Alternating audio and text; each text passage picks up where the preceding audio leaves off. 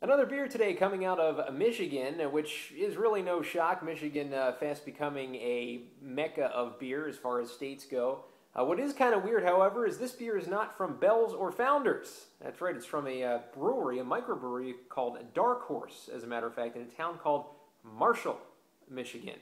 This is their Crooked Tree IPA, which comes in at 6.5% alcohol by volume.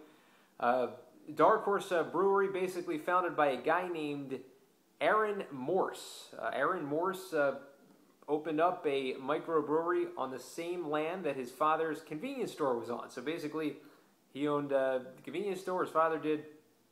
Aaron Morse opened up a microbrewery next door to the convenience store that his dad owns. Kind of a unique kind of story about the start of Dark Horse Brewery. Much of their food that they make is centered around their pizza brick ovens. And basically they keep on making some fine beer. This one's actually an award-winning beer inspired by the West Coast IPA style. Of course, you'll get the more citrusy, the more piney kind of sense from this. They call it grapefruit beer. So I'm expecting a fully West Coast style beer coming from Michigan when we try Crooked Tree IPA. So let's open her up right now. We'll pour her into our standard pint glass, standard vessel for an Indian Pale Ale. We'll pour it all the way up to the top here of the pint glass, and we'll see a nice thin head.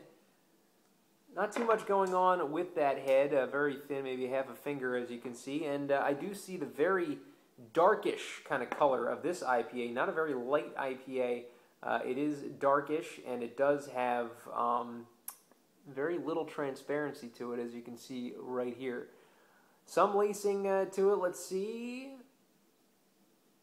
Pretty much standard, I would say, to your normal India Pale Ale. Of course, this one's 6.5%, which is right in that range of average to maybe even a little less than average. I've been doing a lot of 7.5% lately.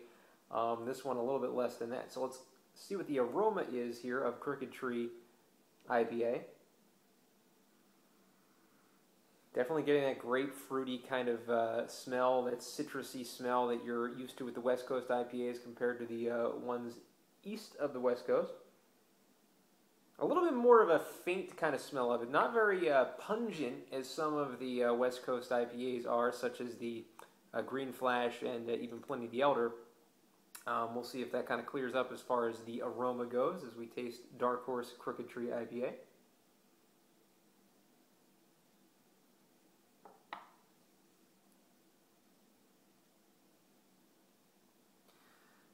Definitely getting that West Coast taste, that citrusy, grapefruity taste, as well as the aroma.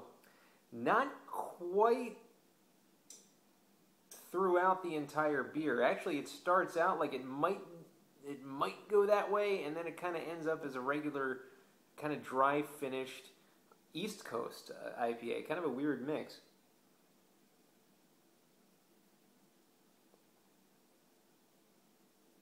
Yeah, very, very subtle hints of the grapefruit. Not quite that really delicious, pungent kind of taste that you usually get from some of the higher tier or highest tier IPAs. The Firestone Walker Union Jack is another one that I'm thinking of.